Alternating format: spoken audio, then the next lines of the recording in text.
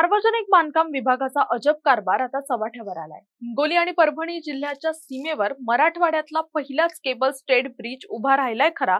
German तंत्रज्ञान वापरलं, 95 कोटी खर्च केले, पण आता हाच पूल शोभेची वस्तू बनलाय। कारण पुलाचं काम तर पूर्ण झालंय, पण पुढे जाण्यासाठी रस्ताच नाहीये।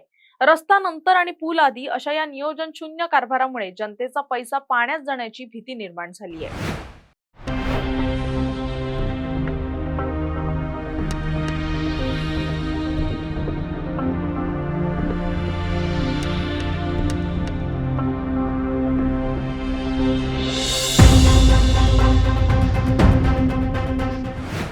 मराठवाड्यातला पहिलाच हायटेक केबल स्टेड ब्रिज तयार झालाय खरा, पण तो फक्त शोभेची वस्तू ठरतोय।